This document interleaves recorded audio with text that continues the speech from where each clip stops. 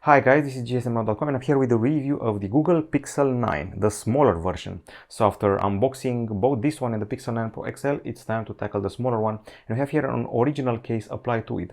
The price is around $800 for this device, and we're dealing basically with pretty much the same footprint as the Pixel 9 Pro, only except it doesn't have a telephoto camera, thermometer, ultra wideband, and maybe not as much RAM. Of course, the screen is smaller and the battery is smaller compared to the Pixel 9 Pro XL. And as you can see, the backside is glossy instead of matte. Okay, so it's time for the review, and we're dealing here with a phone that has the Tensor G4 processor inside, just like the other models. So let's get going. I'm going to put this case to the side, just so you know. So the design, we're dealing here with a handset that has glass at the back, glass at the front, with bigger bezels than the other models, and also I would say pretty much the same bezel size as the latest iPhones. That's how it appears to me. When you hold it in your hand with your eyes closed, it feels like a Huawei Pura 70, and this camera at the backside retains the visor approach, only it doesn't collide with the aluminum frame. Now the handset also comes with IP68 certification, so yeah, it can also be dunked in water for up to 1.5 meters for 30 minutes. It's got Gorilla Glass Victus 2 at the front, Gorilla Glass Victus 2 at the back side, and while the frame is matte, the back side is definitely glossy and draws fingerprints.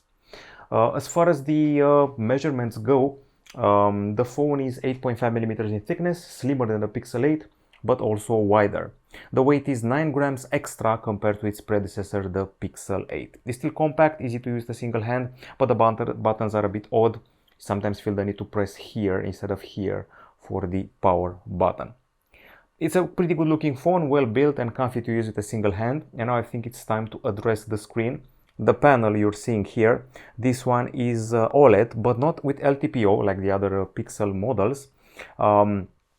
I should probably mention that it's a 6.3-inch OLED Full HD Plus resolution, 120Hz refresh rate, HDR10+, very bright, very crisp, just like the Pixel 9 Pro XL, generous view angles, vivid and popping colors, excellent contrast in the sunlight.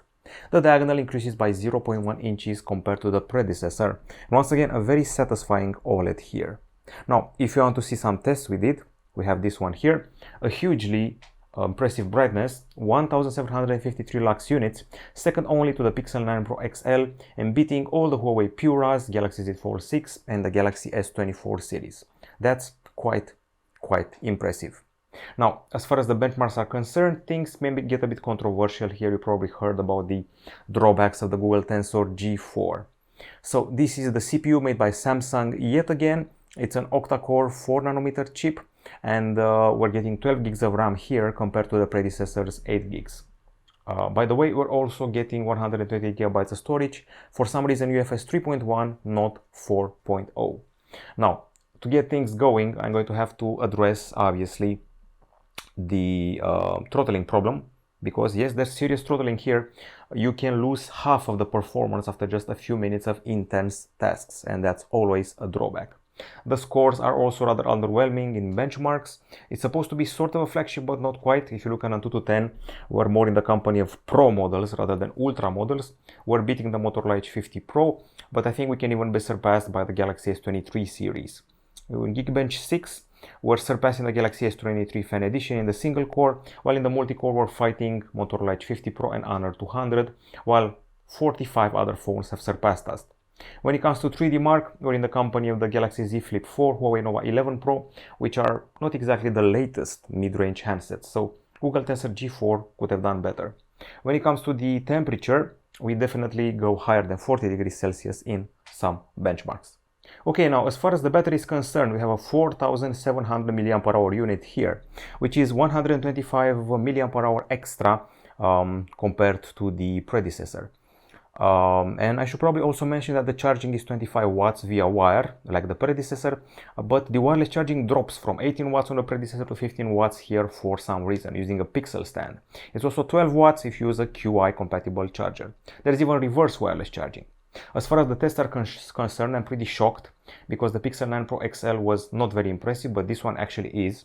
26 hours and 39 minutes is pretty impressive in my book. 16th placed phone above the Reno 12 Pro and above quite a few other models. We're beating the Motorola H50 Ultra, OnePlus 12, but above it is the Pixel 9 Pro XL by just 1 minute and the Huawei Pura 70 Ultra. Continuous usage is actually the shocker here, 17 hours and 58 minutes. It's top 10 material, quite impressive, and it definitely surpasses the Pixel 8 Pro's 12 hours and 31 minutes. I have to say that we're also beating the Pixel 9 Pro XL by a few hours. We're gotten surpassed by the Huawei Pura 70 Ultra, Zenfone 11 Ultra, and ROG Phone 7. The Pixel 9 Pro XL stopped at 14 hours and 28 minutes. So yeah, pretty impressive. And let's see if we get beaten by any Samsung. No, we're also beating the OnePlus 12 and the entire S24 series. The charging is a bit long, 1 hour and 34 minutes, and after half an hour, you're at 47%. Could have been better here. There are, of course, battery protection features as well as, battery saver features. Now, it's time to discuss the acoustics. We have a stereo setup here. Since the bottom speaker is placed here, you're going to cover it with your hand, but your flash would act like an amplification method. The other speaker is here. It's cut in the earpiece, and that's the setup we have here. Stereo setup with no equalizer and no audio jack. Now let's do a test here, a sound test that is.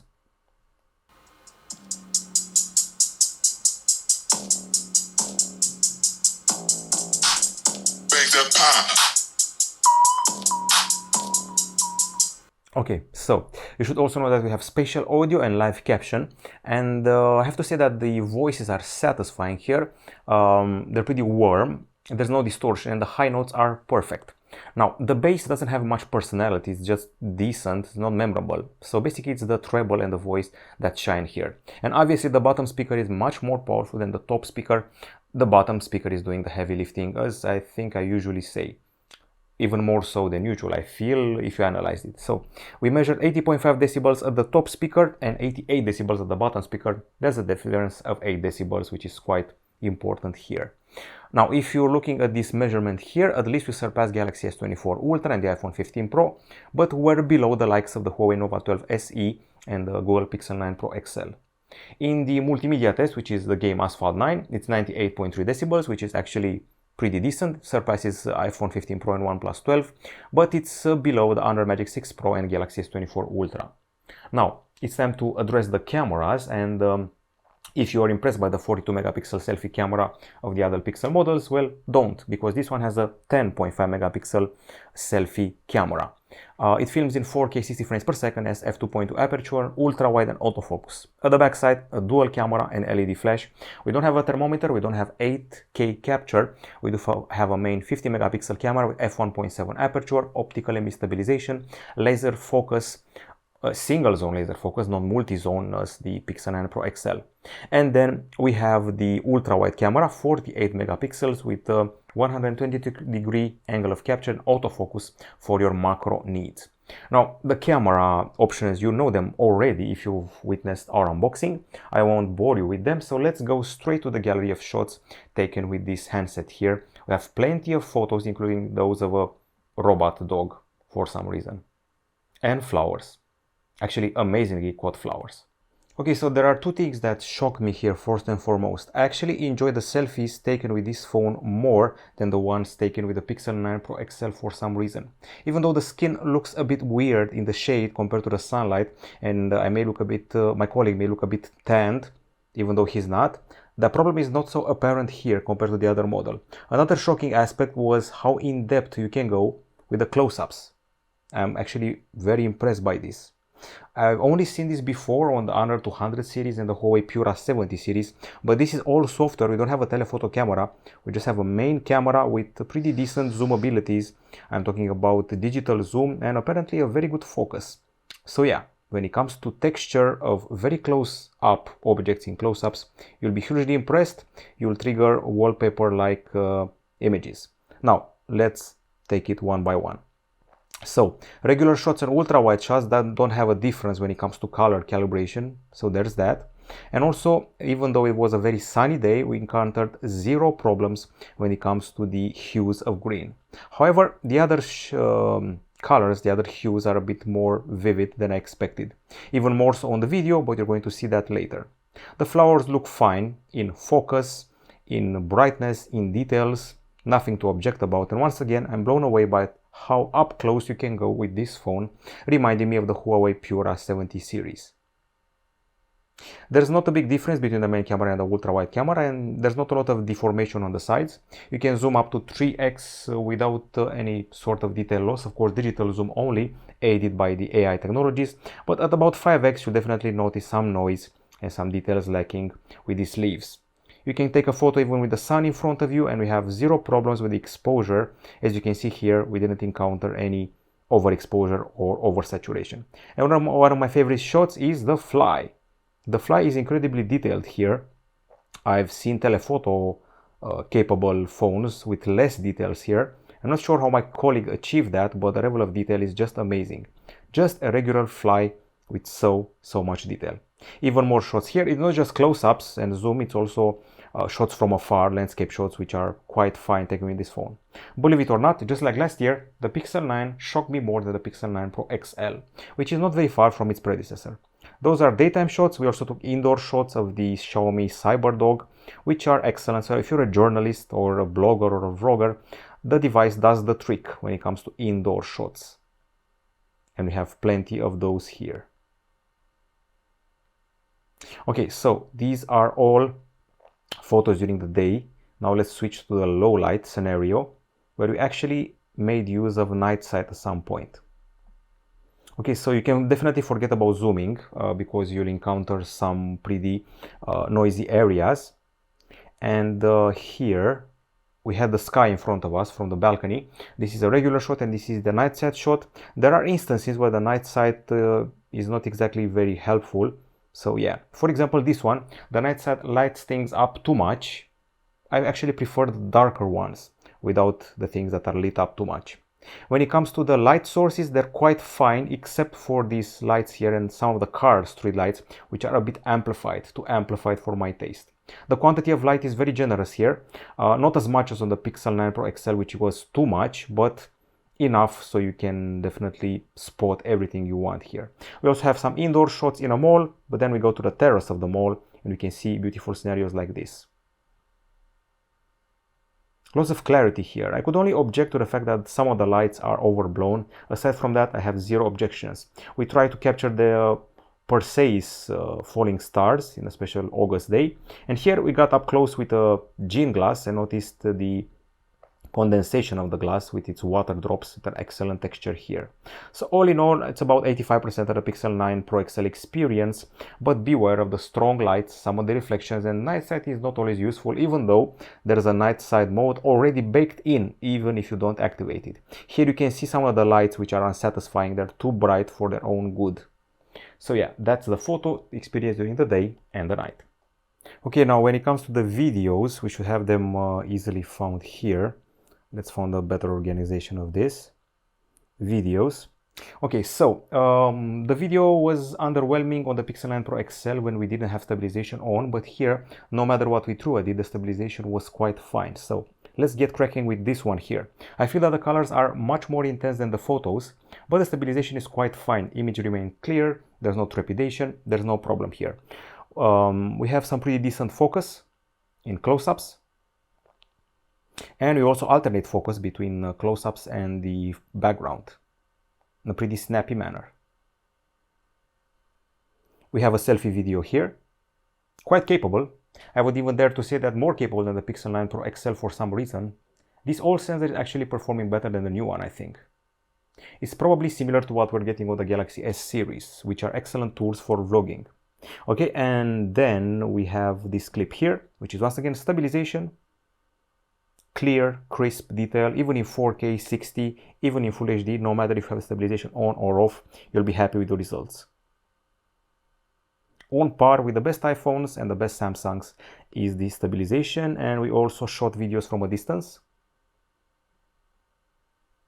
with some minor level of zoom here. The noise is very fast to appear, even at 2 or 3x, so you should forget about zooming in video. And we also have a few other scenarios here for capture. So excellent clarity, lighting, stabilization, Every once in a while the colors are a bit too saturated for my taste, but that's the only drawback I can see. Now during the night time, the videos look like this. Decent quantity of light, I would have to say. It's a natural yellow generated by the street lights. However, some of the lights of the cars are a bit too intense for their own good. You can see also some reflections similar to the iPhone ones. And the zoom is pretty smooth, even though you're losing details quite fast. And we also have this clip here. And maybe let's try another one. Maybe this one here. In the shade, if you look at this video on a big monitor, you see that there's a lot of noise in the shadier and darker areas. I would say much more than you'll see on a typical mid-ranger. There are instances where some of these clips actually look a bit underwhelming. I mean, some of these, like this one, look like high mid-range, not flagship. So yeah, there's that. Okay, enough about the camera. I would say that there are some aspects that pleasantly surprise me and some that even surpass the Pixel 9 Pro XL. As far as connectivity is concerned, the phone has everything it needs except for ultra-wideband and an infrared emitter. It does have 5G connectivity as well as Wi-Fi 6E and Wi-Fi 7 even. There's Bluetooth 5.3, there's a USB-C 3.2 port on the bottom side, there's NFC, GPS, GLONASS, Galileo, BDS, QZSS and Navic. So yeah, there's that as far as connectivity is concerned. The earpiece here offers a pretty decent volume during calls. We also have speed test here delivering what we need as far as the results go. So in 5G we got an impressive 689 megapsecond in download and 162 megapsecond in upload. It's quite fine. And in Wi-Fi 682 over 837 megapsecond in download and upload respectively. I would say we're doing it in an excellent manner, and there's no longer a limitation in the bands that are available in Europe for the Pixel phones as it were 2-3 years ago. Now, software. One would expect that the Pixel would have the latest Android. Well, this one doesn't, because Google rushed to launch it, so we only got Android 14, not Android 15, which will arrive in October. So Android 14, but the star of the show is Gemini. Write an essay about the Danube River.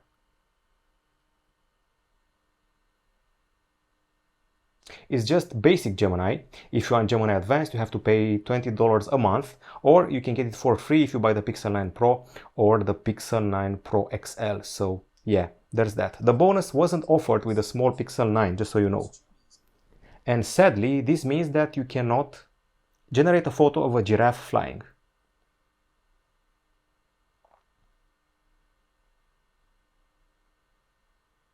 It's not able to do that in the Gemini form, but in Gemini Advanced it should. Okay, so the Android 14 experience, you already know it by heart. The aesthetic is minimalistic. We have useful widgets. We have the drop-down sections with notifications and quick settings. Nothing out of the ordinary. Security is taken care of with an ultrasonic, not optical fingerprint scanner, which is here. Ultrasonic sensors have become just as snappy as the ones that are optical nowadays. We have all the classic Google applications here and also some novelty.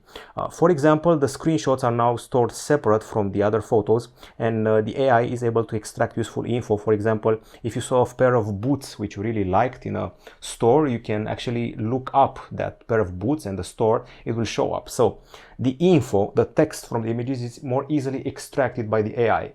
There's also something called Pixel Studio, not available in my country. It's basically an image generator with AI. You just input your words and, well, you'll be given everything you want, even though it's a sci-fi thing. Of course, with limitations related to famous people, not safe for work stuff and things like that.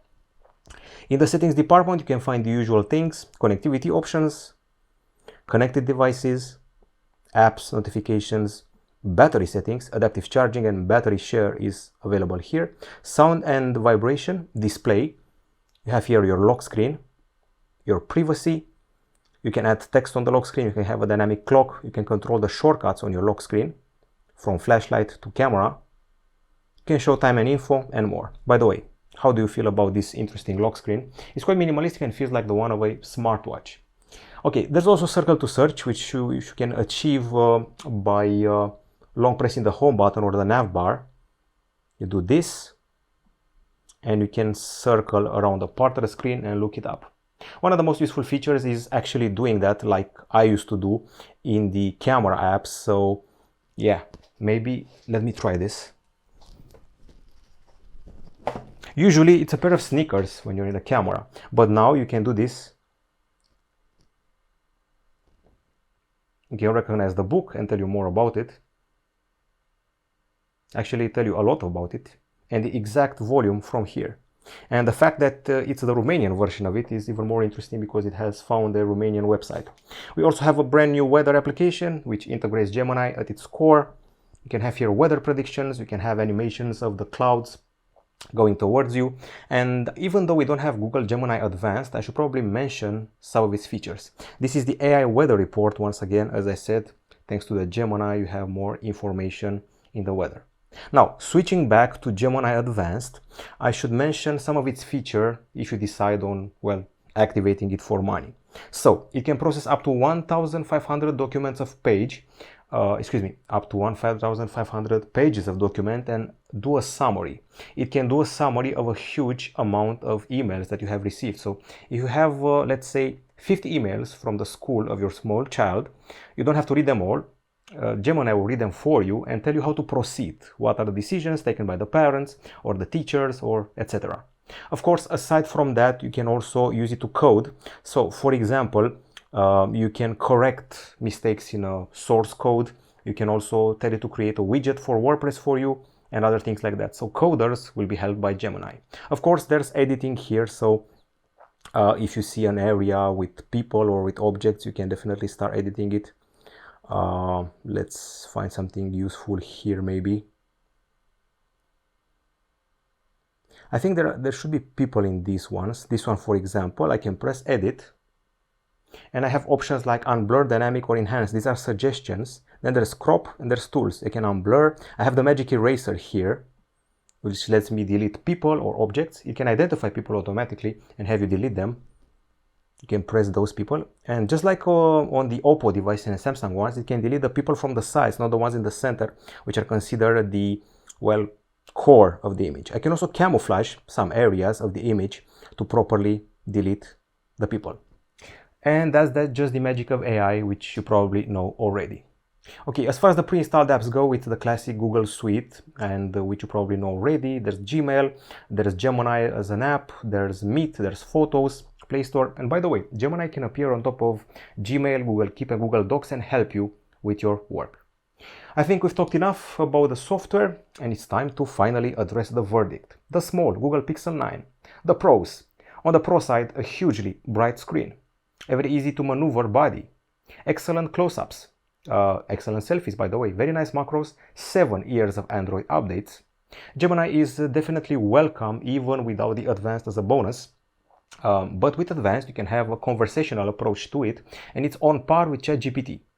Very good battery life, fast connectivity, and pretty good volume for the stereo speakers on board. Those are the pros. On the cons, heavy throttling. The Tensor G4 is a letdown. Slow charging, fewer options in the camera. I'm talking about, I definitely have to show you this one. I don't understand why we don't have 8K video capture. I also don't understand why we have so few options here compared to the Pixel 9 XL. We don't have a thermometer, we don't have ultra wideband, there's no telephoto camera and optical zoom, the backside is glossy, not much bass for the speakers, and honestly Samsung's Galaxy AI is better when it comes to productivity. So yeah, plus Gemini Advanced is, well, for pay if you're buying the small model. Now, I consider this the biggest rival of the Huawei Pura 70. So if you consider buying that model or the iPhone 15 or the iPhone 16, this is a worthy rival except for the processor. Now, either if you really want it, wait for an update for the CPU's throttling, or just buy it like this and forget about gaming and intensive apps. You'll get enough battery life, one of the brightest screens on the market, and a very solid camera for macros, close-ups, and selfies and vlogging. That's it from us. This has been the review of the Google Pixel 9, the small one. Goodbye.